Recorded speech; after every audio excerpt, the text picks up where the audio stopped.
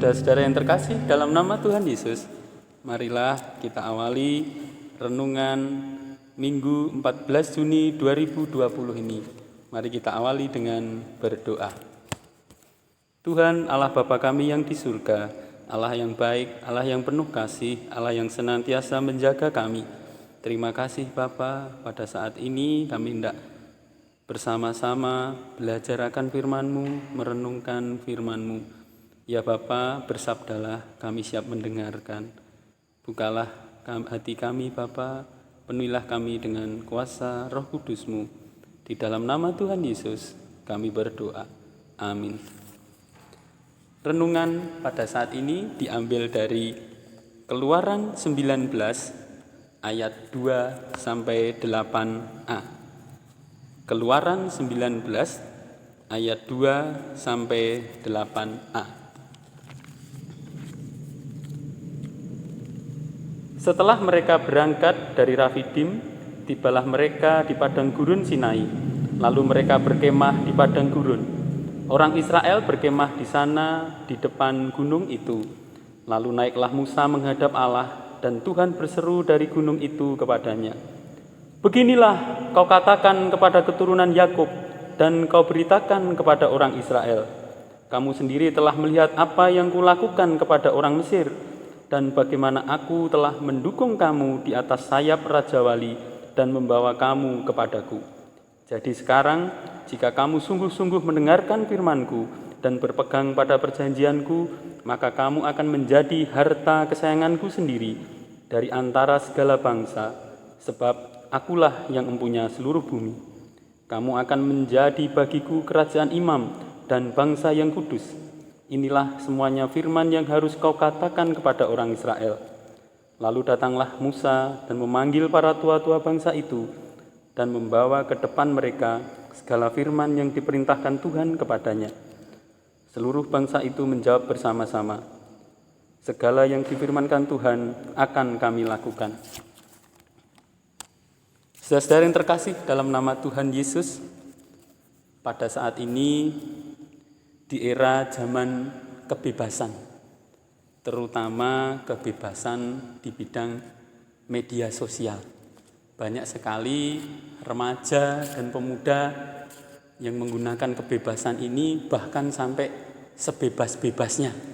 Bahkan kadang mereka lepas kendali, bahkan sering lepas kontrol di dalam menggunakan media sosial. Tidak jarang pula pemuda remaja memahami bahwa tuntunan dari Tuhan itu dianggap sebagai sebuah tuntutan, sesuatu yang mengekang, sesuatu yang berat. Marilah kita bersama-sama belajar dari firman Tuhan saat ini, bahwa pada saat itu Tuhan mengadakan perjanjian dengan Yakub. Yakub adalah Israel sendiri. Kita bisa buka di Kejadian 32 ayat 28. Pada saat itu diadakan perjanjian antara Tuhan dengan Israel, yaitu bahwa Tuhan akan menjadikan bangsa Israel ini menjadi bangsa yang luar biasa, bangsa yang akan melebihi bangsa-bangsa yang lain, bangsa yang akan lebih maju, bangsa yang akan lebih hebat dari bangsa lain. Tetapi ingat, ini adalah perjanjian. Dalam sebuah perjanjian itu ada kewajiban dan ada hak. Jadi tidak bisa saat ini misalnya kita pengennya hidupnya bebas, kita pokoknya tidak ingin dikekang. Tetapi kita di satu sisi menuntut bahwa janji Tuhan itu digenapi. Kira-kira bisa apa enggak?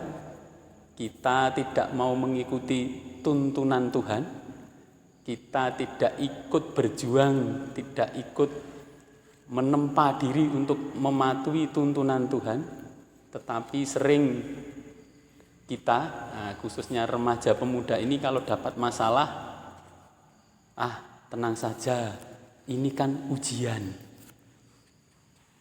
Lawong tidak ikut sekolah kok ujian. Saudara-saudara yang terkasih dalam nama Tuhan Yesus, ada kalanya kita kadang berpikir, tenanglah, segala sesuatu akan indah pada waktunya. Bagaimana bisa indah? Lawang kita tidak patuh pada tuntunan Tuhan. Seperti bangsa Israel, mereka mengalami perjumpaan yang luar biasa dengan orang dan peristiwa ketika mereka melakukan perjalanan keluar dari tanah Mesir. Perjalanan mengalami banyak sekali pergumulan. Di situ Tuhan menuntun dan menolong mereka, tetapi dengan syarat. Tuhan meminta supaya bangsa Israel mematuhi semua perintah-perintahnya, maka bangsa Israel akan menjadi besar.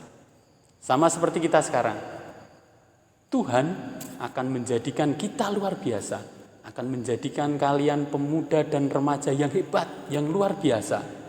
Tetapi ingat, kita harus patuh dan mengikuti tuntunan dari Tuhan, dan bukan menjadikan tuntunan itu sebagai tuntutan sehingga kita merasa terkekang hidup kita. Ingat, Allah kita adalah Allah yang penuh kasih, Allah yang pasti akan menggenapi janji-janjinya kepada kita. Marilah kita masing-masing berjanji, kita merenungkan firman Tuhan ini, kita memulai hidup baru dengan mengikuti tuntunan dan perintah-perintah dari Tuhan. Mari kita berdoa. Terima kasih Bapa untuk firman-Mu pada saat ini.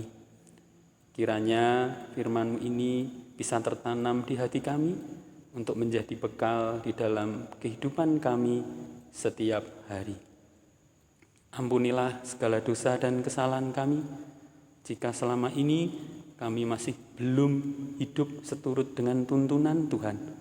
Kami masih memakai kebebasan dan kemerdekaan yang kami miliki dengan seenaknya sendiri, dengan semau kami sendiri.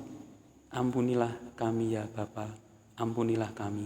Terima kasih atas firman-Mu pada saat ini. Terima kasih Bapa, terima kasih.